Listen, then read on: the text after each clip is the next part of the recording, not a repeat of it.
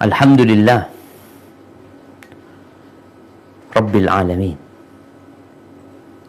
Segala puji bagi Allah Azza wa Jalla, Rabb alam semesta ini. Wal aqibatu lil muttaqin. Dan akibat yang baik buat orang-orang yang bertakwa.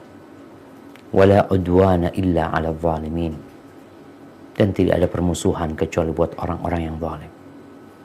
Wassalatu wassalam ala khatamin nabiyyin Sayyidina Muhammadin wa ala alihi wa ashabihi ajma'in. Salawat dan salam semoga tercurahkan untuk penutup para nabi, untuk keluarga mereka, keluarga nabi kita, dan untuk para sahabat nabi. Semoga Allah meridhai kita bersama mereka. Amma ba'd, ya rahimakumullah. Hari ini setelah kita mengikuti perjalanan hijrah Rasul sallallahu alaihi wasallam, hijrahnya para sahabat meninggalkan kota Mekah menuju ke kota Madinah. Perjalanan hijrah Rasulullah sallallahu alaihi wasallam yang memerlukan persiapan yang matang, perencanaan yang baik, dan pelaksanaan hijrah itu yang penuh dengan perjuangan dan pengorbanan, yang akhirnya Rasulullah sallallahu alaihi wasallam sampai ke kota Madinah. Ada banyak pelajaran yang seharusnya kita telah memetiknya tatkala membaca cerita tersebut. Tapi tidak sedikit di antara manusia yang membaca cerita hanya sebagai cerita, hanya sebagai penghibur diri, tidak mampu untuk mengambil pelajaran dari sana. Sehingga selesai membaca cerita hijrah, ya udah, setelah itu cerita apa lagi? Sebelum kita melanjutkan cerita perjalanan Nabi SAW, sesampainya di kota Madinah, kita perlu mengambil hikmah, berhenti sejenak, merenungkan pelajaran-pelajaran dari hijrah beliau. Nah, silahkan dibaca. Hikmah atau pelajaran yang bisa dipetik. Inti yang dapat dipetik dari hijrahnya Rasulullah Shallallahu Alaihi Wasallam ke Madinah antara lain: 1. Peristiwa hijrah Rasulullah Shallallahu Alaihi Wasallam merupakan peristiwa terbesar dalam sejarah Islam. Bahkan pengkaji Sirah Nabawiyah mengaitkan dengan peristiwa kenabian di awal kenabiannya ketika Rasulullah Shallallahu Alaihi Wasallam bersama Khadijah radhiyallahu anha menghadap Waraqah bin Nufal. Waraqah memberitahukannya, "Sekiranya saya masih hidup ketika kaummu mengusirmu." Rasulullah Shallallahu Alaihi Wasallam bertanya, "Akankah mereka mengusirku?" "Ya," jawab Waraqah. "Tidak ada seorang pun yang datang membawa ajaran yang serupa dengan yang kamu bawa, melainkan akan dimusuhi atau dianiaya." Barakallahu fikum. Ya jamaah, jadi semua nabi itu dimusuhi. Jadi siapa saja yang membawa risalah ini akan dimusuhin oleh orang-orang yang tidak sepaham dengannya. Itulah yang namanya Islamfobia. Mereka nggak suka sama Islam ini. Yang terkadang permusuhan itu hanya sekedar sesuatu yang ada dalam hati mereka. Namun lambat laun akan keluar dan nampak dari lisan mereka. Kebencian-kebencian kepada ajaran Islam, kepada Nabi Muhammad alaihi salatu wassalam, nanti akan berubah menjadi tindakan. Bagaimana kita melihat sekarang nih, kalau kita kaitkan dengan hijrah Nabi alaihi salatu wassalam, saudara-saudara kita yang tinggal di negeri-negeri non-muslim, tinggal di negeri tersebut. Ada mungkin beberapa negeri yang menjamin keamanan buat setiap warganya. Tapi ada juga yang melakukan diskriminasi terhadap umat Islam. Di Nimsa, Austria, ada banyak masjid yang ditutup. Ada mungkin 30 imam yang dilarang untuk menjadi imam. Kenapa? Itu Islamfobia. Biasanya permusuhan itu bertahap. Tatkala buat mereka Islam belum menjadi tantangan, maka dibiarin. Rasul SAW awal berdakwah dibiarin. Tapi lambat laun dilihat perkembangan umat Islam begitu dahsyatnya, maka mau tidak mau, yang dulunya hanya ucapan, hanya verbal, akan berubah jadi tindakan. Dan itu yang dialami oleh para sahabat Nabi dan dialami oleh Nabi SAW. Dan Rasulullah SAW udah dikasih tahu. Sehingga informasi ini penting. Dengan kita bermodal informasi tersebut, kita akan bersiap-siap menghadapinya. Engkau tuh akan dimusuhin loh. Betul, iya. Engkau akan diusir, iya. Dan hari pengusiran itu tiba. Setelah 13 tahun Rasulullah Sallallahu Alaihi Wasallam berdakwah. Dan Nabi bersedih sebenarnya. Tapi apa hendak dikata? Perjalanan dakwah ini harus lebih diutamakan daripada mementingkan kesenangan sendiri untuk tinggal di kampung halaman. Beliau pergi. Jadi ini termasuk peristiwa yang sangat menentukan perjalanan Islam selanjutnya, hijrahnya Nabi Muhammad SAW. Sehingga kalau kita lihat kalender itu dikaitkan dengan hijrah, bukan dengan lahirnya Nabi Muhammad SAW, bukan dengan awal turunnya wahyu, tapi dengan hijrahnya Rasulullah SAW, karena hijrah itu sesuatu yang terlihat, nyata, dan dampaknya juga dirasakan oleh seluruh umat manusia. Barakallahu fikum. Nah, dilanjutkan. Kedua, perintah hijrah ditinjau dari sisi waktunya maupun tempatnya merupakan wahyu dari Allah. Imam Bukhari menyebutkan, Abu Musa berkata meriwayatkan dari Nabi Shallallahu Alaihi Wasallam, dia bersabda, belum terdengar. Saya melihat.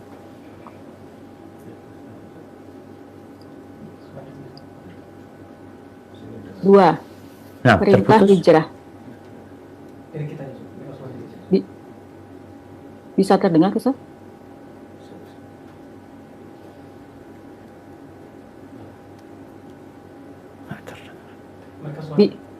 Nah, tafadhal, dilanjutkan. Dua, perintah hijrah ditinjau dari sisi waktunya maupun tempatnya merupakan wahyu dari Allah. Imam Bukhari menyebutkan, Abu Musa berkata meriwayatkan dari Nabi Shallallahu Alaihi Wasallam, dia bersabda, saya melihat dalam mimpi bahwa saya berhijrah dari Mekah ke negeri yang dipenuhi pohon kurma. Saya menunggu ke Yamamah atau Hijr, ternyata ke Madinah, dulu Yathrib. Ketika itu Rasulullah Shallallahu Alaihi Wasallam memberitahukan Abu Bakar radhiyallahu anhu, saya telah diizinkan untuk berhijrah. Abu Bakar bertanya, saya menemanimu wahai Rasulullah. Barakallahu fikum. Naam jamaah. Ketika seorang hidup di dunia ini dan dia memiliki angan-angan yang tinggi, diperlukan persiapan dan perencanaan. Perencanaan hijrah ini, kalau bicara tempat hijrahnya dan waktunya, itu Allah Azza wa Jalla yang menentukan. Sedangkan setelah Nabi SAW, maka kita diperintahkan untuk mengikuti bagaimana ajaran Rasul SAW. Kita udah nggak dapat wahyu lagi. Tatkala kita mau hijrah, umpamanya, anak mau kemana gitu. Kalau Nabi kan dapat wahyu, iya. Tapi dari wahyu sana kita bisa memilih sekarang, menentukan pilihan. Tempatnya Allah yang menetapkan. Ke negeri yang banyak pohon kurmanya. Wah subhanallah. Di negeri yang banyak pohon kurmanya itu sudah ada orang-orang Yahudi yang menunggu di sana. Karena dalam kitab mereka juga dikatakan Nabi itu akan hijrah di tempat yang banyak pohon kurmanya. Mereka menunggu di sana. Jadi orang-orang Yahudi juga sudah mengetahui hal itu. Namun ternyata ada banyak negeri yang banyak pohon kurmanya. Nabi SAW ketika bermimpi itu dalam bayangan beliau mungkin akan hijrah ke Yamamah atau ke Hijr atau Hajar. Tapi ternyata beliau hijrah ke kota Madinah. Waktunya, para sahabat udah mulai hijrah. Abu Bakar ingat dia izin mau hijrah sama Nabi SAW, tapi ditahan sama Rasulullah SAW. Karena Rasulullah SAW menunggu izin dari Allah Azza wa Jalla. Nggak seenaknya. Ada Nabi yang meninggalkan kaumnya tanpa izin. Siapa? Nabi Yunus alaihissalam. Akhirnya Allah Azza wa Jalla berikan pelajaran kepada Nabi Yunus, di mana dia ditelan oleh ikan paus. Lalu dia berdoa mengatakan, La ilaha illa anta subhanaka inni kuntu minadh dhalimin. Maka beliau bersabar, diganggu, disakiti oleh kaumnya, maunya udah hijrah. Tapi kesabaran itu membuahkan keindahan, jemaah. Dan kita lihat akhirnya Rasul SAW hijrah dengan penjagaan Allah Jalla Jalaluhu. Barakallahu fikum. Yang ketiga. 3. Hijrah ke Madinah bukanlah rekreasi yang diinginkan orang kaum muhajirin, dan bukan pula karena Mekah merupakan negeri berpenyakit, sehingga mereka gembira dengan berita wajibnya hijrah dari Mekah. Akan tetapi, itu adalah satu perintah yang ditaklifkan atau dibebankan, yang berkaitan dengan akidah yang mereka yakini kebenarannya, dan berkaitan dengan karakter risalah Islam yang harus disampaikan kepada orang lain. Barakallahu fikum. Ini buat teman-teman yang hijrah. Terkadang sebagian orang berpikir hijrah itu mengantarkan dia kepada sesuatu yang tidak nyaman menuju ke sesuatu yang lebih nyaman, lebih enak dari sisi duniawi. Enggak. Susah. Meninggalkan kampung halaman, meninggalkan pekerjaan mereka, meninggalkan usaha mereka, yang punya tuku-tukunya ditinggalin, yang punya rumah-rumahnya ditinggalin. Semuanya ditinggalin, menuju ke sebuah negeri yang mereka nggak tahu nanti ngapain di sana. Yang penting berangkat. Allah yang nyuruh hijrah, nah, ditinggalkan semua. Kadang-kala sebagian teman yang hijrah dari satu pekerjaan yang haram menuju ke pekerjaan yang halal, atau menuju ke sesuatu yang tidak pasti, dia jadi bingung, Ustadz, nanti saya kerja apa Ustadz kalau ninggalkin yang ini? Gak tahu. Anak kalau ditanyakan kerja apa, wallahu a'lam, mana gak tahu nanti kerja apa. Tapi yang namanya sesuatu yang dilarang harus ditinggalkan. Dan yang menanggung rizki Allah Azza wa Jalla. Innallaha huwa razzaq dzul quwwatil matin. Allah yang kasih rizki. Allah jemaah, ada sebuah kisah yang indah yang berkaitan dengan keimanannya. Bagaimana Abdul Wahid ibn Zaid, sebagaimana diceritakan oleh Al-Maqdisi dalam kitabnya At-Tawwabin, bahwa ini ada orang yang berada di sebuah pulau. Ada umat Islam yang perahunya terdampar di pulau itu. Lalu dilihatlah ada orang yang menyembah patung. Ditanya nih sama orang-orang Islam, "Ma ta'bud? Engkau nyembah apa?" Ditunjukkan ini.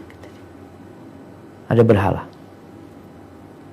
Lalu orang Islam mengatakan, "Kami bawa orang yang bisa bikin seperti ini." Artinya mereka punya tukang kayu yang bisa bikin kayak gitu. Dia merasa Tuhannya masa dibikin gitu loh. Terus kalian nyembah apa? Allah yang menciptakan langit dan alam semesta ini. Loh, kalian kenal Allah dari mana? Allah mengutus Rasulnya dan menurunkan Al-Quranul Karim. Kalian bisa bacakan kepadaku dari apa yang Allah kirimkan itu, kata dia. Iya, dibacakan Al-Quranul Karim, satu surat sampai selesai, dan orang ini menangis, jemaah. Akhirnya dia masuk Islam. Subhanallah, dia masuk Islam. Diajaklah dia oleh umat Islam ini untuk ikut mereka Karena takut nih, kalau tetap di sana, nggak ada yang ngajarin dia, nanti dia kembali ke agamanya. Maka dibawa nih, naik perahu sama mereka. Sampai ke tempat tujuan mereka, turun di sana.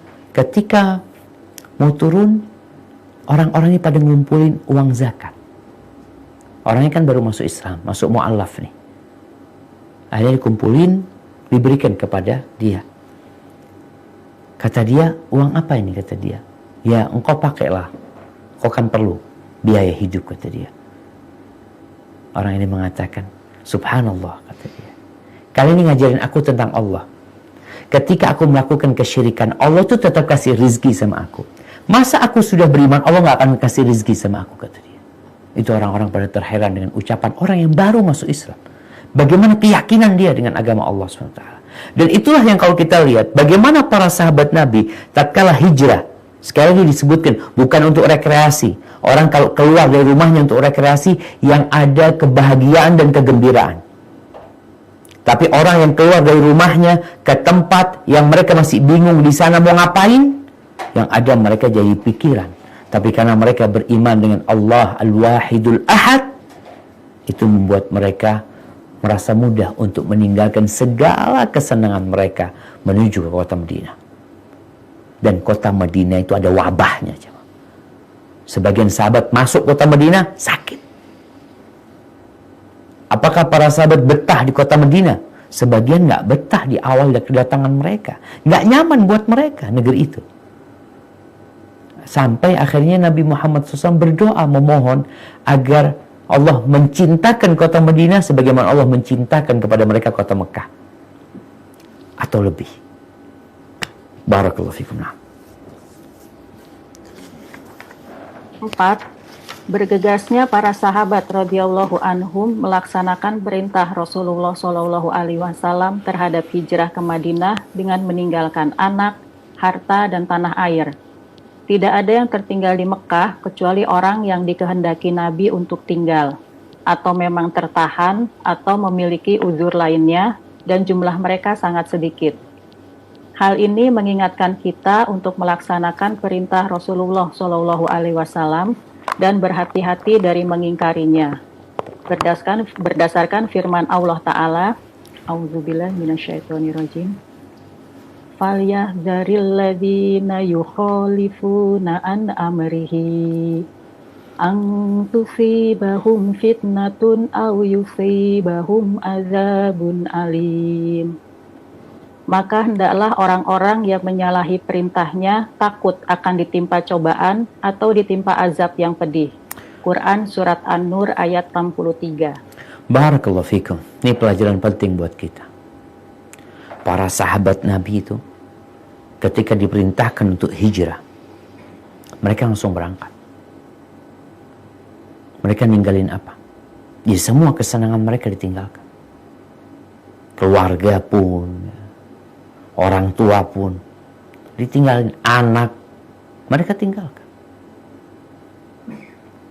Sedangkan kita nih sekarang, kadang-kala hijrah kita itu bukan meninggalkan semuanya, meninggalkan sebagian kesenangan kita, sebagian. Rumah masih punya, mobil punya, keluarga punya, tinggalkan pekerjaannya yang selama ini dia bersandar kepada pekerjaan tersebut, yang pekerjaan tersebut haram. Namun banyak di antara umat Islam yang belum berani untuk hijrah, masih menunda-nunda. Ada di kota Mekah beberapa orang yang belum sempat hijrah karena ada alasan buat mereka. Dan Allah menyebutkan di dalam surat An-Nur yang baru saja kita baca di ayat 63, "Falyahdharil ladzina yukhalifuna an amri." Maka hendaklah orang-orang yang menyalahi perintahnya takut ditimpa fitnah. Di antara fitnah itu adalah kekufuran. Bisa jadi kafir kita. Tatkala perintah Nabi kita, perintah Allah kita abaikan. Aturan-aturan agama kita tidak pedulikan. Kita lebih mementingkan aturan kita yang mengikuti nafsu kita. Engkau menyalahi ini perintah Allah dan aturannya. Bisa jadi engkau terkena fitnah. Di antara makna fitnah itu adalah kufur, kekufuran. Atau mereka akan ditimpa oleh azab yang pedih. Maka hendaklah kita bersegera ya untuk melaksanakan perintah Allah. Ada ungkapan yang terkadang membuat orang menunda-nunda. Ungkapan itu mengatakan, ya Ustadz, hijrah butuh proses. Iya, butuh proses. Tapi segera. Tatkala ya namanya kue. Orang bikin kue itu. Bikin adonan dulu. Bikin roti ya, bikin adonan. Setelah itu ditaruh nih, udah ngembang. Setelah ngembang diapain? Masukin ke oven. Kalau lama engkau ditunggu di luar, rusak itu. Oh, di oven panas. Naam. Tapi panas api itu membuat roti itu jadi wangi dan enak untuk dikonsumsi.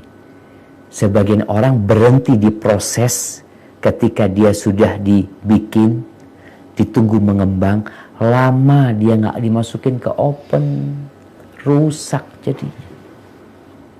Maka jangan sampai gara-gara bisikan ya butuh proses, engkau menunda-nunda sampai hatimu jadi keras sehingga engkau nggak hijrah-hijrah.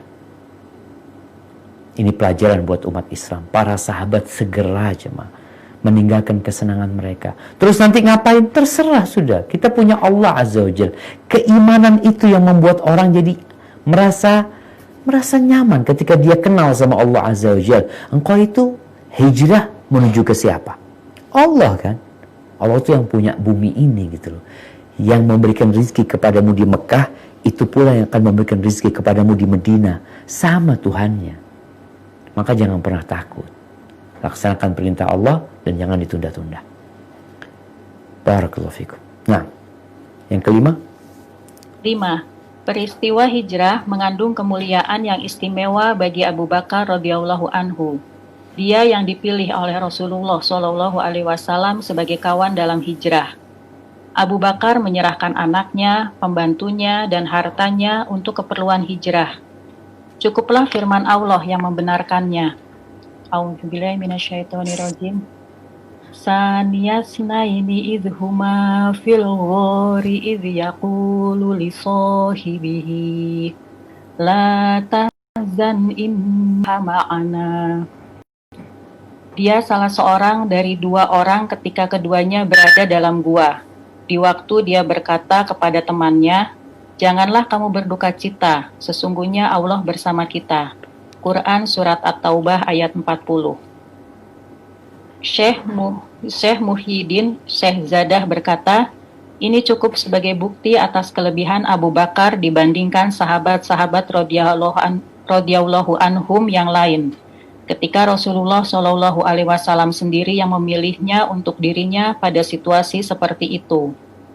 Ibnu Taimiyah rahimahullah berkata, siapa yang mengamati atau mencermati ini pasti menemukan kelebihan-kelebihan Abu Bakar Siddiq atas sahabat-sahabat yang lain yang disebutkan dalam banyak hadis-hadis sahih seperti hadis Al-Mukhalah, hadis Innallah ma'ana, hadis Innahu ahabbu rijal ilan Nabi sallallahu alaihi wasallam, hadis Al-Ityan ilaihi ba'dah, hadis kitabul ahdi ilaihi ba'dah, hadis tahsisuhu bitasdiq itiba wa subhah wa tarkuhu lahu. Barakallahu fikum. Ya, mungkin anak terjemahkan ya, karena ini nggak diterjemahkan. Bahwasanya ini berkaitan dengan keutamaan Abu Bakar Siddiq radhiyallahu anhu. Allah menyebutkan secara khusus buat Abu Bakar. Allah nih yang cerita ya. Idh yaqulu li sahibihi. Ketika dia berkata kepada sahibnya. Jadi Abu Bakar ini sahibnya Nabi SAW dengan penjelasan Allah Azza wa Jalla. Kayak kita tahu dia sahibnya, tapi Allah mengukuhkan dia itu sahibnya. Kenapa ini perlu ditekankan? Karena ada manusia-manusia yang mengkafirkan Abu Bakar. Orang-orang Syiah nih jemaah. Mereka mengkafirkan Abu Bakar. Kalau nak Abu Bakar mau jahat sama Nabi SAW, ya udah ketika di dalam gua tersebut. Bagaimana Abu Bakar menundukkan semua keluarganya, hartanya, anak-anaknya dalam proses hijrah tersebut. Lalu di sini itu yang menyebutkan banyak hadis-hadis sahih lainnya seperti hadis Mukhallah. Hadis Mukhallah ini ketika Nabi SAW mengatakan, "Lau kuntu muttakhidan khalilan lattakhadtu Abu Bakar." Andai kata aku menjadikan seseorang sebagai khalilku, sebagai kekasihku, pasti Abu Bakar. Walakin Allah ittakhadhani khalilan. Tapi Allah sudah menjadikan aku kekasihnya. Jadi nggak bisa lagi menjadikan Abu Bakar kekasihnya. Lalu apa hubungan Nabi sama Abu Bakar? Tapi ukhuwatul Islam. Ukhuwah dalam keislaman ini. Dan sebagai sahabat Nabi. Kemudian hadis innallaha ma'ana. La tahzan innallaha ma'ana. Nabi SAW mengatakan kepada Abu Bakar, jangan sedih, Allah bersama kita. Bersama siapa? Bersama Nabi, bersama Abu Bakar. Nabi yang menjelaskan itu, Allah bersama mereka. Kemudian hadis ketika Nabi SAW ditanya tentang siapa lelaki yang paling dicintai, maka kata Nabi SAW, Abu Bakar. Amr bin As bertanya, siapa yang paling kau cintai? Aisyah, kata Nabi SAW. Kalau dari kalangan laki-laki, bapaknya Aisyah, Abu Bakar Siddiq radhiyallahu anhu. Hadis al-ittiyan ilahi ba'dah. Ada seorang perempuan yang datang kepada Nabi SAW. Kemudian tatkala dia mau pulang, dia bertanya, ya Rasulullah, kalau aku datang nanti nggak berjumpa dengan engkau, siapa yang aku datangin? Perempuan ini kayaknya dia takut Nabi meninggal dunia. Kata Nabi SAW, datangin Abu Bakar. Bukan datangin Umar, bukan datangin Ali, datangin Abu Bakar Siddiq radhiyallahu anhu. Kemudian hadis kitabatul ahdi ilaihi ba'dah. Nabi SAW ingin menulis sebuah wasiat untuk Abu Bakar Siddiq radhiyallahu anhu setelah Nabi meninggal dunia. Kemudian hadis takhsisuhu bitasdiq ibtida'an, ya. Bagaimana Abu Bakar ini disebut as-siddiq tatkala dia menjadi orang yang pertama beriman kepada Nabi SAW. Disebutkan bahwasanya tatkala orang-orang mendustakan, kok Abu Bakar percaya sama Nabi SAW. Dia percaya kepada Rasul SAW. Dan tatkala peristiwa Isra Mi'raj, Abu Bakar ini belum dengar cerita dari Nabi SAW. Yang cerita itu Abu Jahal tentang peristiwa tersebut. Kata Abu Bakar, kalau Nabi mengatakan itu, aku percaya. Kemudian hadis was-suhbah wa tarkuhu lahu, ya, ini berkaitan dengan tadi, bahwa tatkala orang-orang mendustakan Nabi SAW, Abu Bakar percaya sama Nabi SAW. Kemudian bagaimana jasanya Abu Bakar kepada Nabi SAW, dan Nabi minta kepada para sahabat untuk tidak gangguin Abu Bakar Siddiq radhiyallahu anhu. Ini semua menunjukkan keistimewaan Abu Bakar radhiyallahu anhu. Maka hati-hati dengan ucapan orang-orang Syiah yang mereka mengkafirkan Abu Bakar. Karena mereka ingin memecah belah umat Islam. Padahal dengan Abu Bakar Siddiq semuanya menyatu. Di masa Umar semuanya menyatu. Di masa Uthman mulai terjadi perpecahan. Di masa Ali bin Abi Thalib benar-benar terjadi perpecahan tersebut. Nah, dilanjutkan. Imam Qurtubi, semoga Allah merahmatinya, berkata, yang disebut secara pasti dalam Al-Quran dan hadis serta ucapan para ulama, dan yang wajib kita imani dengan hati dan mata hati adalah kelebihan Abu Bakar Siddiq dibandingkan sahabat-sahabat yang lain. Barakallahu fikum. Kalau ditanya siapakah sahabat yang paling mulia, Abu Bakar Siddiq radhiyallahu anhu. Susunannya seperti susunan mereka dalam khilafah. Abu Bakar, Umar, Uthman, Ali radhiyallahu ta'ala anhu. Bagaimana tidak, jemaah? Nabi itu nggak milih sahabat-sahabat yang lain untuk mendampinginya ketika perjalanan hijrah. Tapi beliau memilih Abu Bakar Siddiq radhiyallahu anhu. Dan terlalu banyak hadis di mana Rasul SAW mengatakan, kuntu ma'a Abi Bakar wa Umar. Pada hari itu aku bersama Abu Bakar dan Umar. Pada saat itu aku bersama Abu Bakar dan Umar. Abu Bakar, Umar, Abu Bakar, Umar. Ini menunjukkan keistimewaan dua sahabat ini. Tapi yang lebih utama adalah Abu Bakar As-Siddiq radhiyallahu anhu. Barakallahu fiik. Nah, lanjutkan. 6. Peristiwa hijrah juga mengandung kelebihan yang istimewa bagi Amirul Mukminin Ali bin Abi Thalib, karena dialah orang yang tidur di tempat tidur Rasulullah Shallallahu Alaihi Wasallam, menggantikan posisi yang sangat berbahaya, mempertaruhkan nyawa dengan satu keyakinan bahwa Allah akan menjaga dan melindunginya.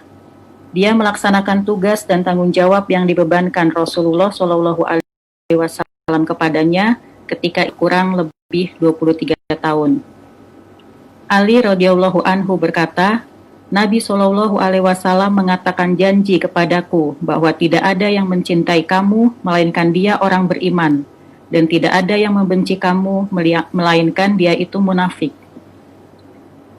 Dari Salman bin Al-Aqwa radhiyallahu anhu, dari Salamah ya, namanya Salamah Ibnul Aqwa. Nah, dari Salamah bin Al-Aqwa radhiyallahu anhu, dia berkata, awalnya Ali radhiyallahu anhu tidak ikut dengan Nabi Shallallahu Alaihi Wasallam dalam perang Khaybar karena sakit mata. Ali berkata, saya tertinggal dari Rasulullah Shallallahu Alaihi Wasallam. Maka Ali keluar menyusul Nabi Shallallahu Alaihi Wasallam.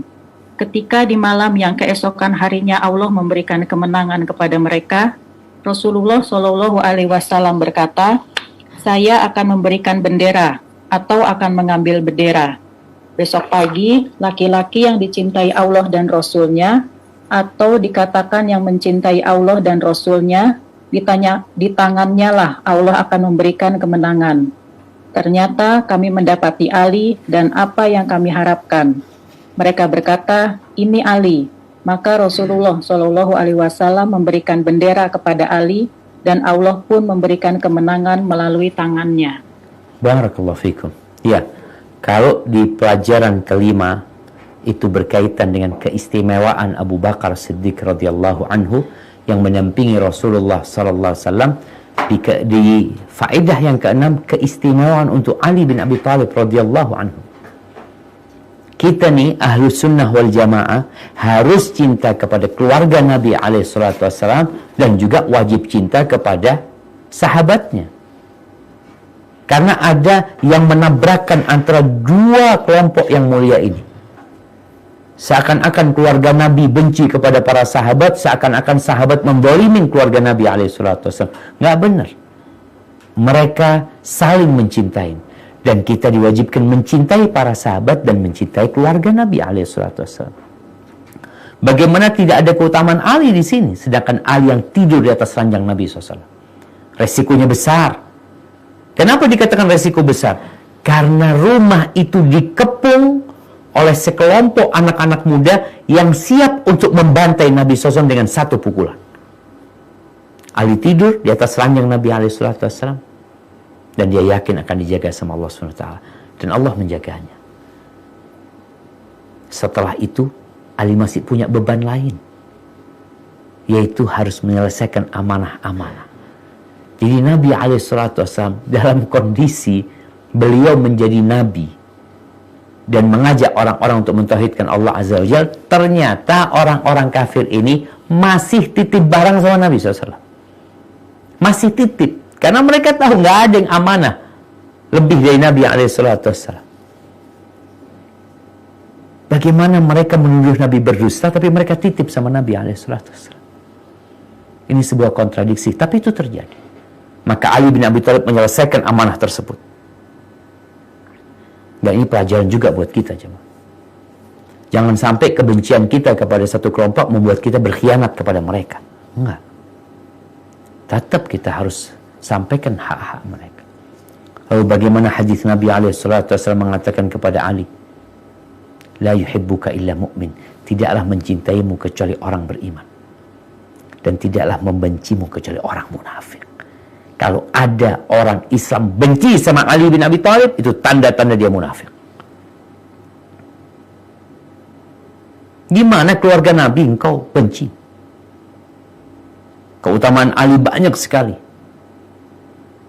Ini keistimewaan Ali bin Abi Thalib ketika perang Khaybar, di mana Nabi SAW menjelaskan akan memberikan panji, bendera kepada seorang yang mencintai Allah dan dicintai oleh Allah dan Rasulnya.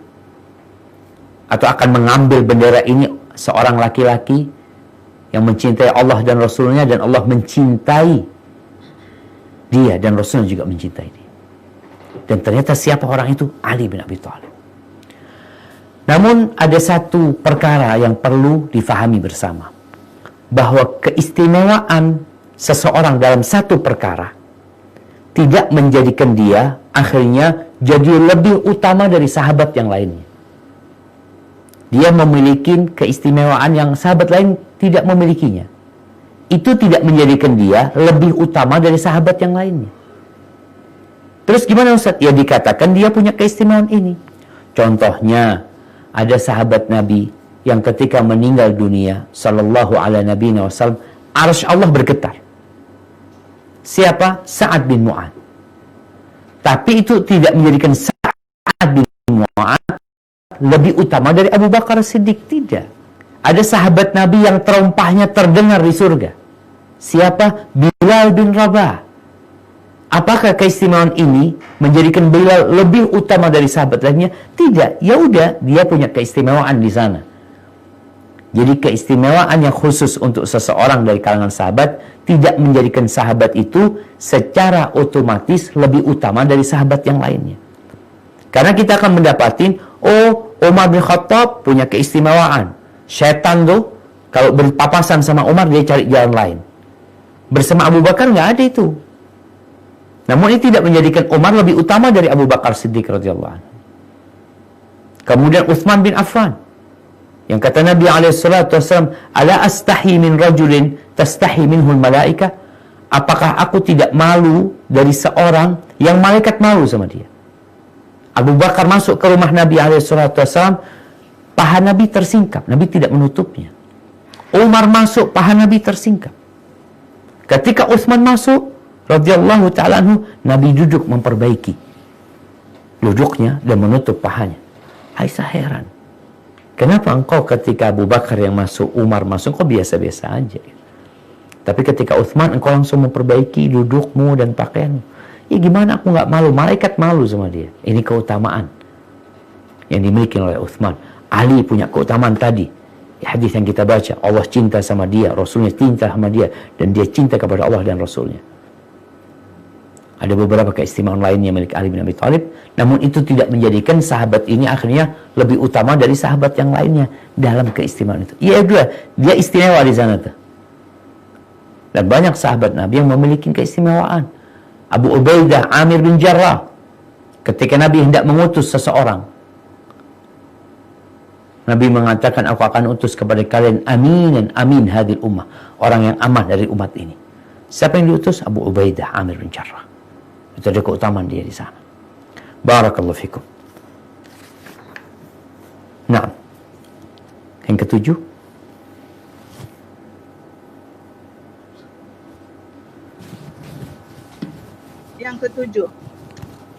pada hadis Aisyah radhiyallahu anha bahwa Rasulullah Shallallahu alaihi wasallam mengunjungi Abu Bakar Siddiq radhiyallahu anhu. Ini menunjukkan adanya kunjungan orang tua terhadap orang muda. Jadi, ziarah itu tidak hanya dilakukan oleh orang muda terhadap orang tua saja. Barakallahu fikum. Ini pelajaran yang perlu diterapkan dalam kehidupan kita.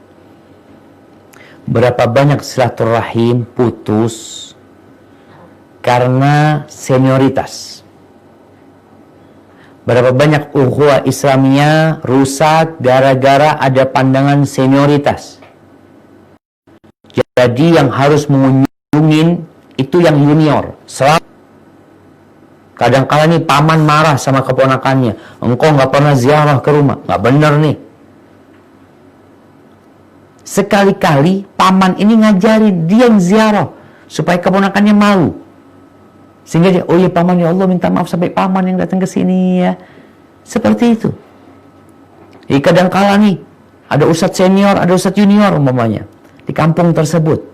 Sekali-kali yang tua datang ke yang muda, nggak apa-apa. Yang muda, ya tentunya dia punya kewajiban menghormati yang tua. Yang tua ini sayang yang muda. Mungkin yang muda salah. Mungkin sikap dia salah. Di cerita ini, cerita bagaimana Abu Bakar mengatakan, pada hari itu Nabi datang ke rumah kita di waktu yang tidak ke rumah kita. Artinya bukan hanya saat mau hijrah Nabi ziarah ke rumahnya Abu Bakar. Enggak. Udah biasa Nabi ziarah ke rumahnya Abu Bakar. Dan ini termasuk sebuah keindahan agama kita nih jamaah. Maka tolong yang hubungannya rusak, yang kadang-kala merasa keponakannya nih Ustaz, anak punya keponakan, na'udzubillah, kok kayaknya kurang baik ya sama anak. Dia nggak pandai menghormatin orang yang tua. Engkau seharusnya juga datang ke sana mencontoh Rasul SAW. Nabi itu datang ke rumahnya Abu Bakar.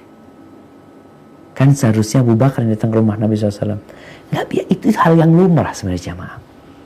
Jadi dalam usaha menjaga tali silaturahim, menjaga hubungan baik ini, tolong senioritas ini dihilangkan. Terus konsep apa yang harus dipakai dalam hal ini? Fastabiqul khairat. Berlomba-lomba dalam kebaikan. Kenapa kita nggak berlomba-lomba? Kalau yang tua datang ke rumah yang muda, Masya Allah, pahalanya akan jadi lebih besar nih. Apalagi dia yang turun nih. Kalau yang muda mendatangi yang tua, ya memang harusnya seperti itu gitu loh. Tapi kita tetap berlomba-lomba dalam kebaikan. Jangan sampai kita gara-gara senioritas tersebut, kita sudah punya keponakan mungkin yang kurang baik, yang dia jauh dari menghormatin yang tua. Bagaimana sekarang kita merangkul dia supaya dia jadi lebih baik. Jadi usaha dari setiap muslim itu untuk memperbaiki hubungan. Kadang-kala perlu kita melupakan senioritas. Yang senior mengunjungi yang junior, nggak ada masalah. Dan itu sudah dicontohkan nama Nabi alaihi salatu wassalam. Barakallahu fikum. Nah,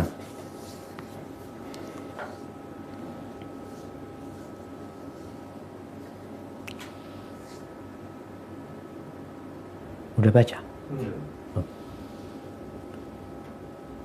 Nah, tafadhali.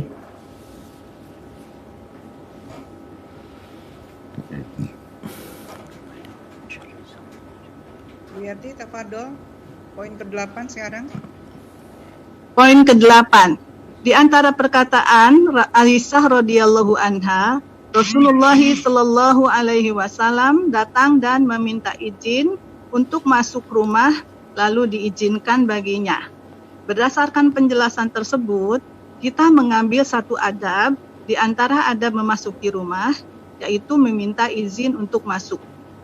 Rasulullah sallallahu alaihi wasallam meminta izin, padahal dia merupakan orang istimewa dan mempunyai kedudukan seperti yang difirmankan Allah yang Maha Tinggi.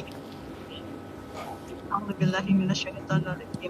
An-nabiyyu aula bil mu'minina min anfusihim. Nabi itu hendaknya lebih utama bagi orang-orang mukmin dari diri mereka sendiri. Quran surat Al-Ahzab ayat 6. Barakallahu fikum. Nih jamaah, engkau seterhormat apapun, setinggi apapun jabatanmu, ketika masuk rumahnya orang tetap izin.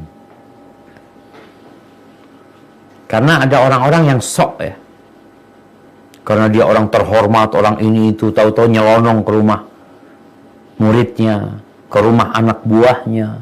Nggak boleh. Tetap adab itu dijaga.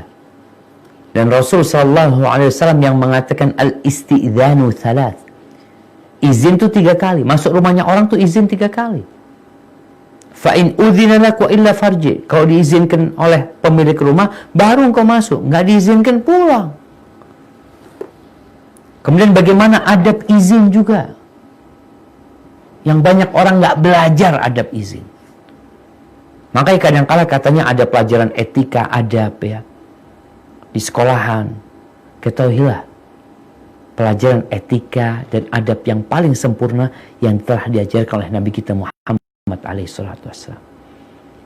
Kadang-kala di kampung itu, Assalamualaikum, Assalamualaikum. Tapi yang ngelihat ke dalam rumah orang tersebut, pintunya terbuka. Kalau pintu rumah orang itu terbuka, engkau ketuk pintu dan jangan engkau melihat ke dalam.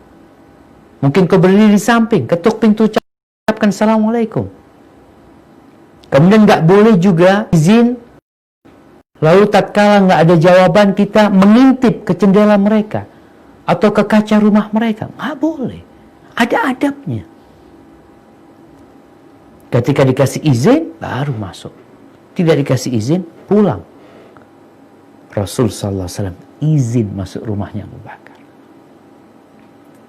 Ini sebuah adab yang agung ya. Makanya Allah memberikan cap stempel buat Nabi alaihissalam, wa innaka la'ala khuluqin azim. Sesungguhnya engkau benar-benar berada di atas akhlak yang agung, jemaah. Maka semoga kita bisa mencontoh Rasul sallallahu alaihi wasallam. Nah, yang kesembilan. Yang kesembilan, dalam perintah Rasulullah Shallallahu Alaihi Wasallam kepada Ali bin Abi Thalib radhiyallahu anhu untuk tetap tinggal setelah kepergian Rasulullah untuk menunaikan segala amanah orang Quraisy yang ada di rumah Rasulullah Shallallahu Alaihi Wasallam terdapat dua hikmah. A. Kontradiksi yang sangat ajaib dalam praktik kafir Quraisy. Mereka mengetahui Rasulullah Shallallahu Alaihi Wasallam terkenal dengan Al-Amin yang terpercaya.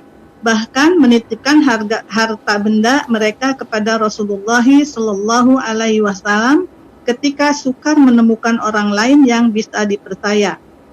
Manakala Rasulullah Shallallahu Alaihi Wasallam memberitahukan ia utusan Allah dan mengajak mereka kepada Allah, mereka menuduh Nabi sebagai tukang sihir, pendusta, dan perkataan yang keji lainnya. Barakallahu fikum. Nah, nih jamaah yang tadi kita singgung. Gimana mereka ini? Penduduk Mekah itu mengenal Nabi Muhammad alaihissalam Al-Amin. Orang yang amanah. Orang yang gak pernah berkhianat. Orang yang gak pernah berdusta. Dan itu pun masih mereka lakukan.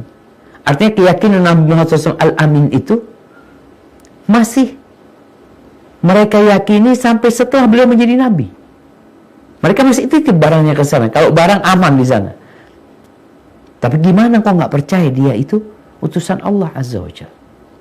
Malah menuduhnya sebagai penyihir, pendusta, dan perkataan-perkataan keji lainnya. Tapi Rasul SAW bersabar. Artinya ketika orang titip itu Nabi nggak nolak gitu. Nabi tidak memaksa dia untuk titip. Oh, kalau engkau titip, gua harus beriman. Aku utusan Allah. Enggak. Ya sudah, kau mau titip, fadl. Dijagain sama Nabi SAW barang mereka. Ini sebuah akhlak yang mulia lagi yang kita dapatkan dari Nabi SAW. Dan sebuah perilaku yang buruk dari orang-orang musyrikin. Subhanallah ya. Nabi itu mengamalkan perintah Allah Azza wa Jal. Idfa' billati hiya ahsan. Itu dengan baik ya. Sebenarnya keburukan itu dibalas dengan keburukan, tapi dalam rangka memperbaiki orang yang berbuat buruk itu balaslah keburukan dengan kebaikan. Oleh karena itu Rasulullah sallallahu alaihi wasallam masih menerima amanah-amanah yang dititipkan sama orang kepada beliau alaihi salatu wasallam. Dan beliau tidak memaksa orang-orang itu untuk beriman bahwa beliau utusan Allah Azza wa Jalla. Ya, yang B. Kendati nyawa Rasulullah Shallallahu Alaihi Wasallam dalam bahaya serta intimidasi orang kafir terhadap dirinya berlangsung. Dia tetap tidak melupakan tanggung jawabnya terhadap sesama manusia. Hal ini menunjukkan kepada kita betapa besarnya tanggung jawab kita kepada sesama manusia.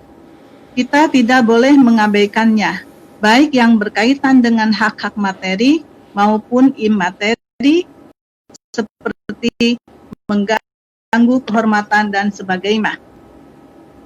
Hal ini adalah perkara yang banyak diabaikan oleh manusia. Mereka tidak menjaga hak-hak orang lain, baik yang berkaitan dengan materi seperti harta benda dan semisalnya, ataupun imateri, yaitu seperti ghibah atau menggunjing, namimah, mengadu domba, mengolok-olok, menghina, mencaci, mencela, padahal ia adalah hak-hak orang yang akan diminta tanggung jawabnya di hari kiamat.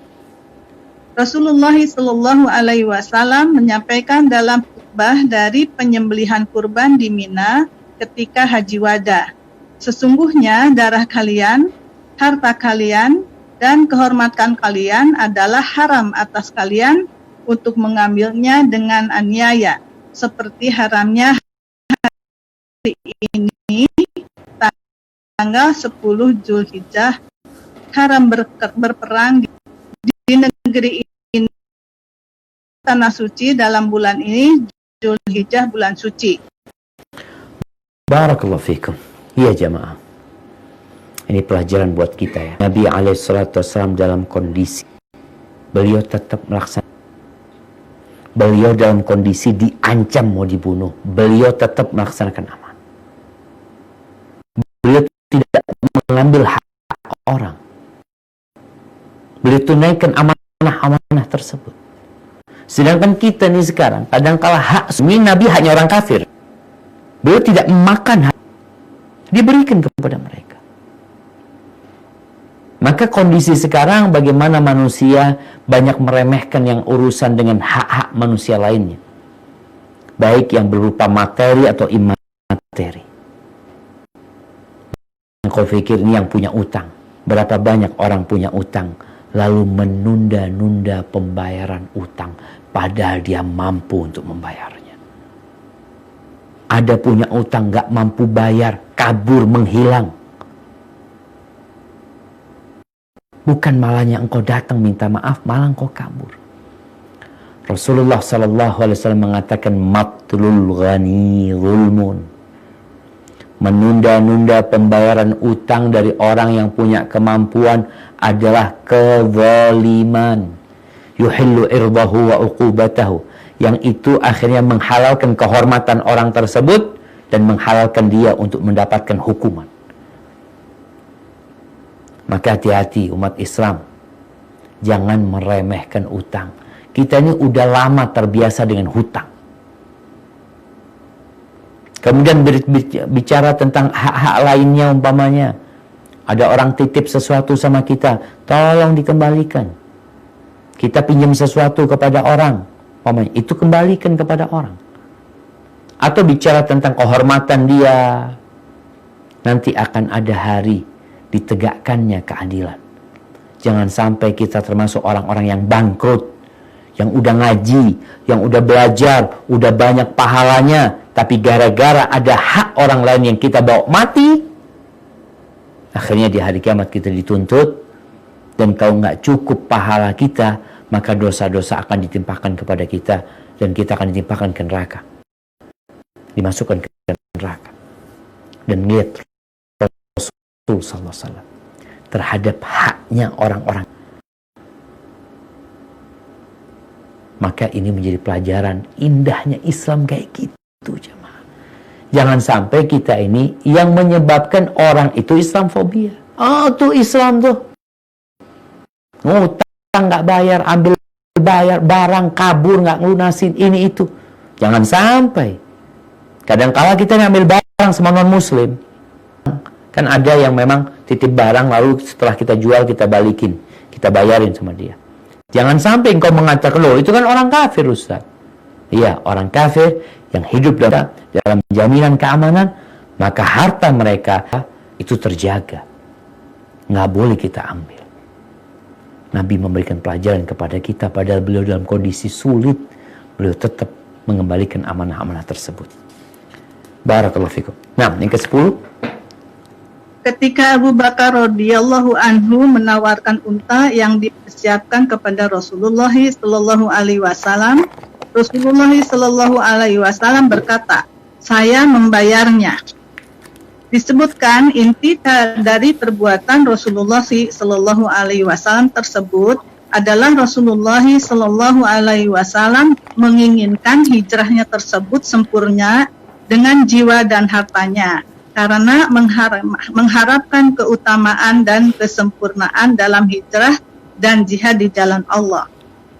Barangkali juga menjadi pelajaran bagi dai supaya tidak mengharapkan pemberian dari orang lain. Harus mempunyai hati yang kerisauannya hanyalah untuk memperbaiki hati manusia dan memberi hidayah kepada mereka tanpa melihat apa yang ada di tangan mereka. Barakallahu fikum. Ini pelajaran buat para pendakwah. Ada banyak pelajaran. Nabi memberikan pelajaran kayak gini nih, bukan sekali. Kita dapetin pelajaran nih ketika beliau hijrah. Ditawarin gratis onta. Gratis. Kata Nabi SAW, bisaman, bayar aku. Aku bayar. Beliau tidak mau memanfaatkan hartanya Abu Bakar. Tapi beliau ingin mendapatkan pahala dengan harta beliau sendiri. Jadi ketika perang Badar, Nabi SAW bersama Ali bin Abi Thalib dan bersama satu sahabat lainnya, nanti kita akan bicarakan, mereka ini satu onta buat 3 orang. Nabi naik. Setelah berapa kilo Nabi turun. Kata 2 sahabat ini, salah satunya Ali, ya Rasulullah, nahnu namshi anka. Sudah engkau naik, kita akan menggantikan posisimu waktu untuk jalan. Nabi SAW turun mengatakan, kalian tidak lebih kuat dari aku, dan aku jangan dipikir tidak butuh pahala seperti kalian. Aku pun perlu pahala. Seperti itu Nabi SAW. Ketika nanti Masjid Nabawi, aku bayar. Maka para pendakwah ini bagaimana dia berpikir? Memang kalau ada orang yang kasih duit tanpa kita berharap, kata Nabi SAW, silahkan diambil. Tapi jangan akhirnya kita itu mengharapkan apa yang ada di tangan manusia. Ingin itu fulan punya itu, kita kepingin memiliki apa yang dia miliki. Atau kita minta sama dia apa yang dia miliki. Jangan. Pendakwah itu hendaklah dia bagaimana berbagi hidayah sama orang. Mengajak orang kepada Allah Azza wa Jal. Dan untuk hidupnya, kita punya Allah Azza wa Jal yang akan karena kadangkala pendakwah ini ketika dia dekat sama jamaah, ya, jamaahnya itu ya terlalu baik, akhirnya dia minta ini, minta itu, semua tawaran dari jamaah akhirnya dia mau ambil. Enggak. Engkau kapan punya sodakoh-sodakoh dan amalan-amalan yang untuk tabunganmu? Jangan sampai akhirnya dakwahmu untuk mengumpulkan harta, untuk mengambil apa di tangan manusia. Lupa bahwa dunia dan isinya ini tidak lebih dari 1 sayap nyamuk. Barakallahu fikum. Baik. Mungkin kita sampai nomor 10 ini. Apa kita masuk ke sesi tanya jawab? Nah. Tafadhol Pak Ustadz. Ya. Tafadhol, kita masuk ke sesi tanya jawab. Kalau ada pertanyaan dipersilahkan. Bu Ola, tafadholi silakan dibacakan. Ustadz, ada pertanyaan dari chat di Zoom. Ya. Assalamualaikum warahmatullahi wabarakatuh. Ustadz, izin bertanya. Ustadz, apakah kisah yang beredar di masyarakat itu benar adanya? Yang mana ketika Nabi SAW berserta rombongan sampai di Madinah, lalu masyarakat Madinah senang bergembira sambil bersenandung. Tolabul badru alaina. Tola'al badru alaina. Nah. Ya, apakah kisah itu benar, Ustadz? Jazakumullahu khairan. Barakallahu fikum. Naam jamaah.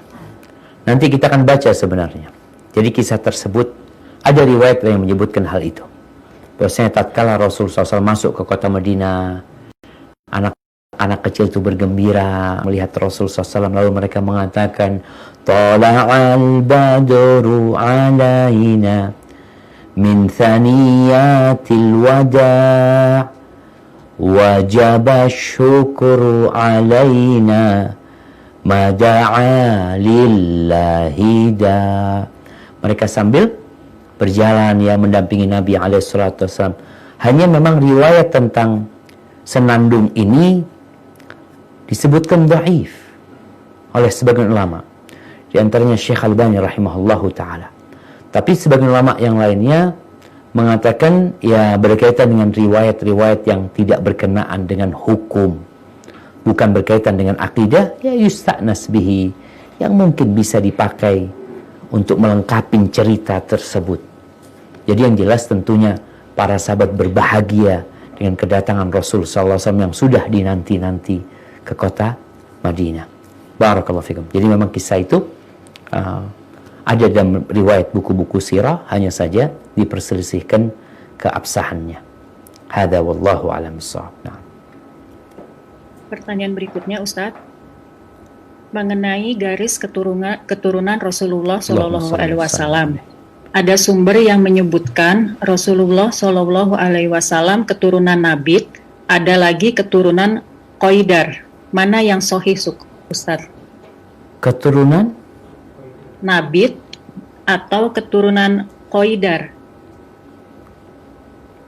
Ini yang bertanya ada tugas dari sekolah terkait garis keturunan Rasulullah. Subhanallah, wallahu alam jamaah. Kalau keturunan kesapanya gitu loh. Soalnya kalau yang ana hafal dari nasab Nabi SAW, nggak ada dua nama itu. Keturunan siapa? Nabit Dan Qaidar. Bukan Mudhar. Qaidar. Ya. Wallahu a'lam bishawab. Ana nggak tahu. Apa itu dari keturunan setelahnya Nabi Ismail?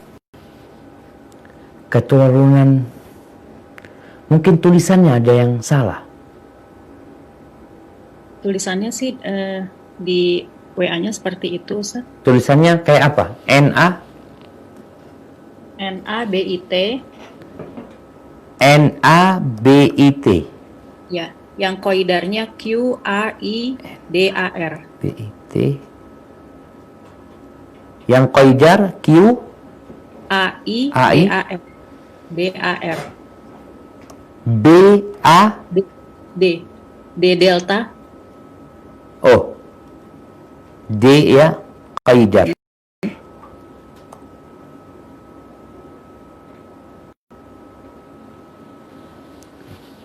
Allahu a'lam, nanti kayaknya ana baru dengar ya. Barang mungkin pindah ke tahap pertanyaan lainnya. Pas Ustadznya nggak bisa jawab nih. Selanjutnya Ustadz, Bismillah, Assalamualaikum warahmatullahi wabarakatuh. Semoga Ustadz dan jamaah yang lain dilindungi oleh Allah Ta'ala. Allahumma amin. Ketika kita mencoba hijrah ke kerjaan yang syar'i dan kita sudah di lingkungan salaf, ternyata teman-teman rekan kerjanya malah sering gibah dan menghina saya yang suka ada tergelincir, padahal faham syariat. Apa bedanya dari akhwat jahiliyah?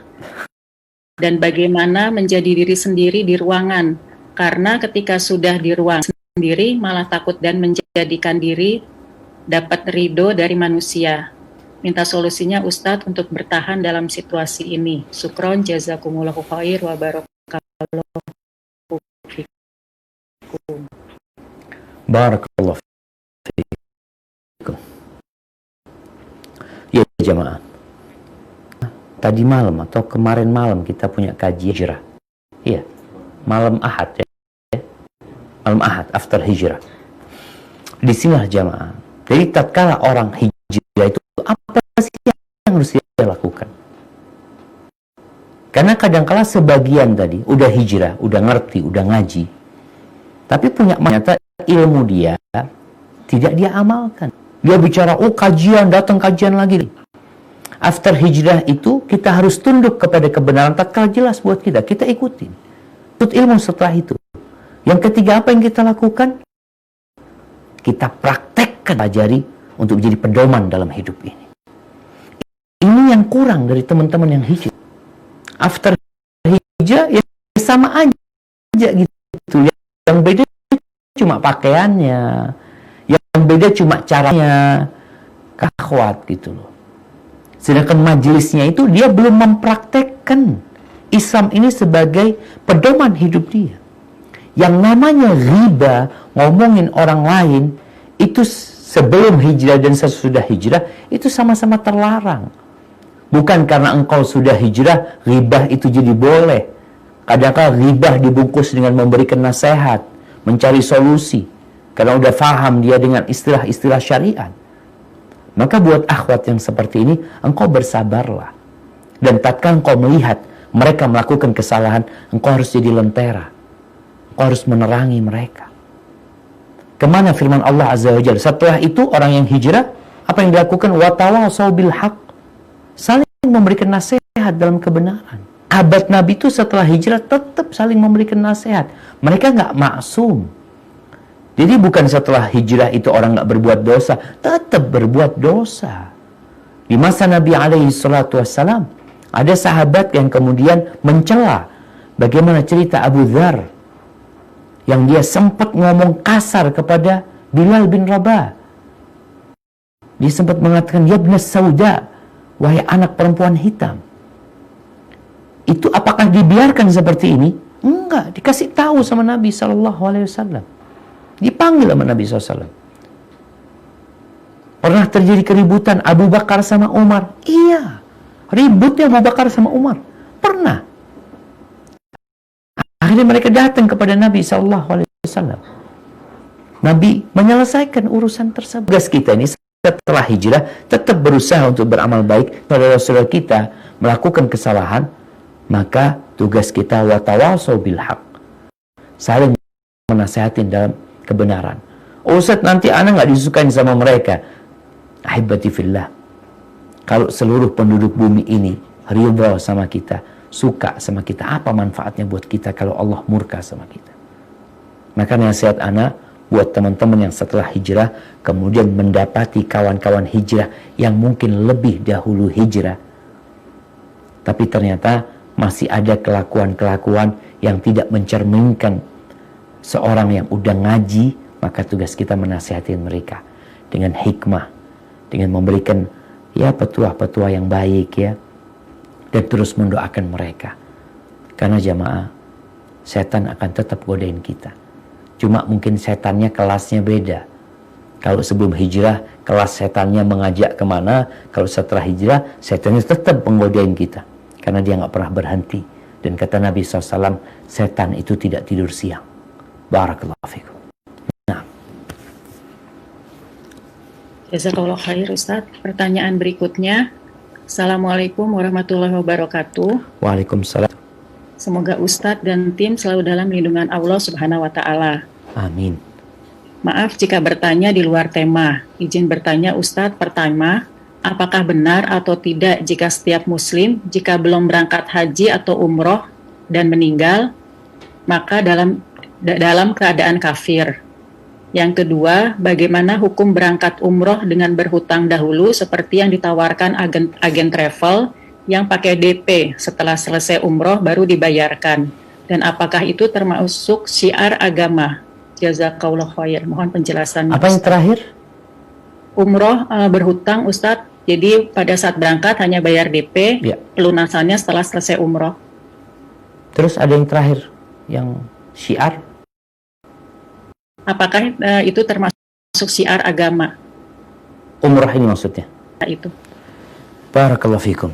Ya jamaah, berkaitan dengan orang yang tidak melaksanakan umroh dan haji, apakah kalau mati itu mati dalam kondisi kafir?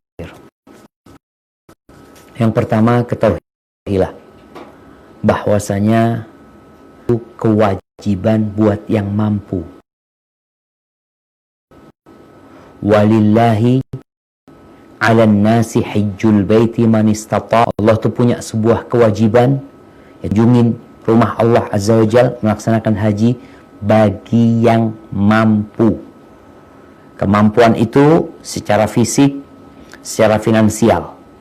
Ketika orang itu punya bekal untuk berangkat, punya kendaraan untuk berangkat, maka wajib dia untuk berangkat haji dan umrah.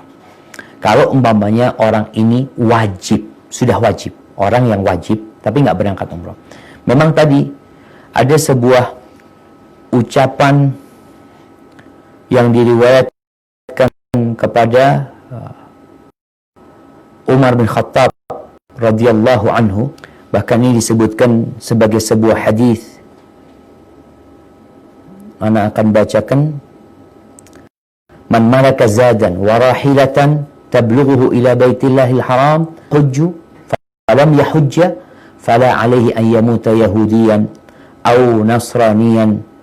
Barang siapa yang memiliki bekal dan memiliki kendaraan yang bisa menyampaikan dia ke rumah Allah Azza wa Jal, kemudian dia belum berangkat haji, maka ya terserah dia. Silahkan dia memilih mau mati Yahudi atau mau mati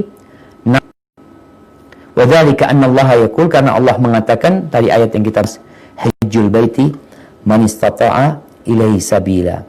Namun hadis ini dihukumi oleh sebagian ulama tidak sahih. Hadis tersebut, ada yang mengatakan hadis itu palsu.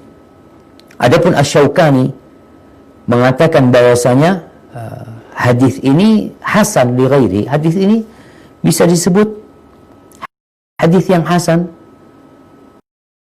Kemudian Al-Hafidh Ibnu Hajar merajihkan bahwasanya hadis ini ada asal usulnya, boleh disampaikan kepada orang. Jadi ini termasuk hadis yang berkaitan dengan ancaman sebenarnya buat orang-orang yang mampu kemudian dia nggak berangkat haji. Disebutkan ini, tunggu sebentar ya. Hadis ini disebutkan mauquf saja, mungkin tidak sampai. Ini bisa jadi ucapan Umar bin Khattab. Marfu kepada Nabi SAW, menjadi sabda Nabi SAW, dikatakan ada yang wudu, tapi Al-Baihaqi mengatakan Umar yang mengatakan Yahudiyan atau Nasraniyan, ya silahkan dia mau mahibati fillah. Ibadah haji ini sebuah ibadah yang memerlukan perjuangan dan keimanan. Karena orang berangkat haji itu meninggalkan semuanya. Sekarang ini sepertinya sudah lebih jualan. Berangkat haji masih bisa jualan online dia. Dia masih bisa mengurusin perdagangan dia. Dia punya perusahaan, masih telepon. Anak tekan ayah ada kayak gini, ada kayak gitu. Mas sekali nggak ada. Berangkat haji ya udah. Sampai dikatakan yang berangkat haji itu hilang, yang balik lagi itu lahir kembali. Tidak adanya informasi ketika mereka berangkat haji. Maka dikatakan tadi hendaklah dia mati dalam kondisi Yahudi atau Nasrani. Ini sebuah ancaman. Kenapa engkau ibadah haji? Bukan berarti orang yang nggak haji itu kafir. Tidak. Dia tetap muslim. Dia tidak keluar dari Islam dengan dia tidak melaksanakan ibadah haji. Tapi dia telah melakukan sebuah kesalahan jamaah karena meninggalkan rukun Islam padahal dia mampu.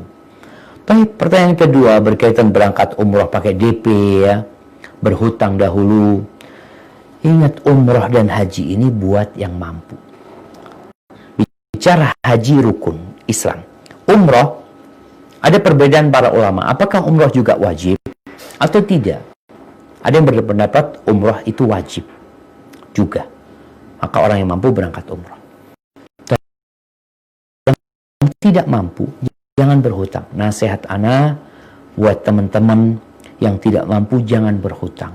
Berangkat haji dengan berhutang. Ya, boleh-boleh saja asalkan dia punya aset yang bisa menutupin uang yang utang tersebut. Kenapa? Takut engkau bawa utang. Dan orang sekarang jamaah itu berusaha untuk merekrut jamaah walaupun dengan cara ngutangin dulu. Yang ditakutkan ya nanti ada sistem riba di sana. Ke bank mamanya dikatakan kepada mereka boleh nyicil dengan sekian-sekian, maka tolong diperhatikan. Akadnya tatkala engkau berangkat umroh atau haji dengan sistem tersebut. Maka ketika engkau nggak mampu, tunggu sampai engkau mampu. Tapi kalau engkau mengatakan, enggak Ustaz, aneh lagi jual rumah Ustaz ya. Namun belum laku Ustaz. Tapi insya Allah kalau aku bisa bayar utang tersebut. Tafadhol, engkau mau berangkat haji ketika engkau memiliki aset yang bisa untuk menutupin utangmu. Hadza wallahu a'lam bissawab. Kalau khair Ustaz, pertanyaan. Assalamualaikum Ustaz. Waalaikumsalam warahmatullahi. Di wilayah saya tinggal, warga muslim wajib membayar dana maulid. Bagaimana menyikapinya Ustaz? Jazakallahu khairan. Nah, kalau wajib ya berikan. Ketika akan menimbulkan masalah ya. Begini jemaah, kita dalam masyarakat ada banyak hal yang indah di masyarakat yang diperintahkan oleh syariat. Bantu mereka. Tapi ada hal-hal mungkin yang dengan keyakinan Nabi SAW kita tidak ikut serta dalam hal itu. Tapi kalau ternyata hal itu menyebabkan masalah nantinya, itu menjadi sebuah kewajiban, ya sudah kita berikan sebagai bentuk berlepas diri dari masalah ya, agar kita tidak terjebak dalam masalah nantinya, dan semoga Allah tahu dengan kondisi kita pada waktu itu. Hadza wallahu a'lam bissawab. Saya mau bertanya, ketika saya hijrah tapi saya tinggal di rumah suami yang perumahannya kredit KPR, apa yang harus saya lakukan Ustadznya untuk saya dan suami khairon? Barakallahu fikum. Ya dilunasin KPR-nya. Mau gimana? Bertobat kepada Allah Azza wa Jalla. Bertobat kepada Allah karena ya kita termasuk yang memberikan makan riba ya. Tapi kita kan nggak bisa. Artinya sesuatu kalau kita bisa melunasin, kita akan lunasin. Tatkala kita tidak mampu melunasinya, maka kalau bisa kita minta keringanan supaya tidak terkena riba yang ada di sana. Seperti denda-denda yang diberikan oleh mereka ya. Kalau kita bisa seperti itu, sehingga kita melunasinya tanpa riba. Namun kalau nggak mampu, ya sudah. Engkau bertobat, mohon ampun kepada Allah SWT, dan engkau lunasi utang tersebut. Artinya boleh tinggal di rumah itu, boleh. Meninggalin rumah itu boleh. Yang salah ini kan akad kita sama mereka. Tapi karena kita lakukan itu tatkala kita nggak tahu, ya semoga atau tatkala kita masih jahil waktu itu, maka semoga Allah mengampuni dosa kita, tapi segera kita untuk melunasinya. Hadza wallahu a'lam bissawab. Nah. Jazakallahu khair Ustaz. Pertanyaan berikutnya, Bismillah, Assalamualaikum warahmatullahi wabarakatuh. Waalaikumsalam warahmatullahi wabarakatuh. Afwan ingin bertanya hubungan dengan menjaga hak-hak orang lain berkaitan dengan imateri, salah satunya mencela. Apakah memanggil seseorang seperti bentuk tubuhnya endut atau rambutnya kiting itu termasuk yang akan dimintai pertanggungjawaban di hari kiamat kelak Ustaz? Barakallahu fikum. Nah, Allah Azza wa Jalla mengatakan wala tanabazu bil alqab bi'sal ismul fusuq ba'dal iman. Jangan kalian saling memberikan gelar. Gelar ini itu termasuk panggilan yang buruk setelah kalian beriman. Kenapa kalian kasih gelar-gelar buruk? Kalau kasih gelar yang baik. Kalau tadi dikatakan ada orang yang dipanggil gendut-dut, kata dia. Kalau dia sakit hati dipanggil seperti itu, kita nggak boleh jemaah. Kita sudah nyakitin hati dia. Awalnya mungkin gurau, awal-awal mungkin dia ketawa-ketawa. Lama-kelamaan dia sakit hati gitu loh. Memang betul dia gendut. Kadang-kadang sampai namanya di mana? Di handphone itu disebut Fulana al-gendut. Seperti itu. Jangan. Karena itu menyakitin hati dia. Dan kita tahu ini termasuk bully ya, membuli orang. Apa istilahnya? Body shaming? Iya. Nggak boleh. Kasih gelar yang baik. Si cantik, mama yang cantik, yang ayu ya. Sampai subhanallah ada orang itu di kampung Ana manggilnya Kak Ayu. Ternyata namanya bukan Kak Ayu, itu lain gitu. Ternyata itu gelar baik yang diberikan oleh orang-orang kampung. Karena dia ayu, maka dipanggil Kak Ayu sama orang-orang kampung. Silahkan ketika memberikan gelar yang baik. Tapi gelar-gelar yang buruk yang tidak disukai oleh dia, maka itu termasuk sesuatu yang kita harus mempertanggungjawabkan pada hari kiamat.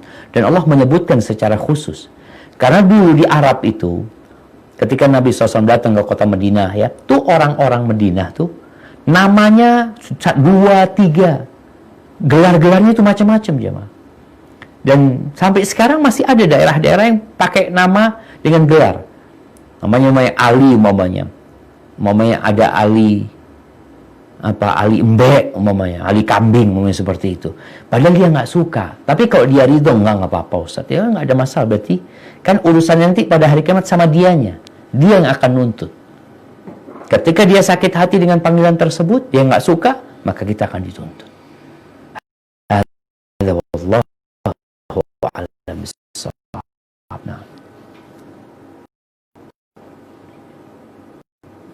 Pertanyaan selanjutnya, Allah wabarakatuh. Waalaikumsalam wabarakatuh. Ana sering mendapatkan hadiah dari saudara yang bekerja di BPJS. Setahu Ana, BPJS itu riba. Apa yang harus dilakukan, Ustadz? Barakallahu fikum. Ya jamaah, umum sebenarnya. Jawaban umum. Jawaban umum buat malah sama orang-orang yang mungkin kerja di tempat-tempat yang terlarang. Umpamanya di bank konvensional umpamanya. Atau di asuransi-asuransi yang tidak sesuai dengan syariat. Apakah kita boleh bermuamalah sama mereka? Muamalah itu jual beli. Boleh nggak kita jual beli sama mereka? Boleh. Boleh nggak mereka kasih hadiah sama kita, kita terima hadiahnya? Karena ada perpindahan, ada perubahan atau apa ya? Yang dia ke kita itu jadi hadiah buat kita. Maka kita terima sebagai sebuah hadiah. Ini tatkala dia harta haramnya itu bukan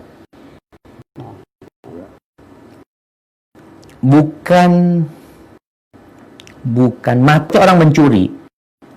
Kalau orang mencuri mangga lalu kasih kita terima itu. Karena itu barang milik orang. Barang curian. Nggak akan pernah berubah jadi milik dia. Tapi ada muamalah-muamalah yang dilakukan saling ridho umpamanya. Riba itu orang biasanya saling ridho mengambil riba itu. Jadi orang itu tatkala memberi sesuatu kepada kita, maka pemberian itu boleh kita ambil. Orang itu tapi lebih warok umpamanya kita tolak ya. Karena kita ingin dia supaya bertobat kepada Allah Subhanahu wa taala. Artinya ketika dapat hadiah dari orang-orang Yahudi, beliau terima. Orang Yahudi itu sudah semua yang haram mereka lakukan, yang haram mereka kerjain semuanya. Dan mau nipu orang ya makan riba, ya makan suap, apa aja mereka lakukan seperti itu. Dan Nabi tetap bermuamalah sama mereka, jual beli sama mereka, dikasih hadiah beliau terima, alaihi salatu wassalam. Seperti ini berkaitan, ini jawaban umum ya. Hadza wallahu a'lam bissawab. Pertanyaan terakhir mungkin? Bentar.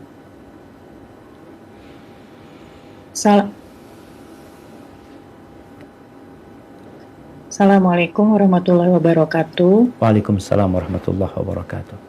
Ustadz, di lingkungan keluarga Ana, hanya Ana yang hijrah ke sunnah. Saat Bapak Ana meninggal, Ana tidak pernah datang untuk tahlilan atau selamatan. Dan juga dari sepupu jika selamat keluarga yang rayakan ultah anak pun tidak datang. Akhirnya Ana dicuekin keluarga, dijauhin keluarga. Ana harus bagaimana Ustadz? Syukron. Barakallahu fikum. Inilah jamaah. Jadi kita itu kadangkala jaga hubungan sosial sama mereka. Oke, kita nggak datang dalam acara mereka.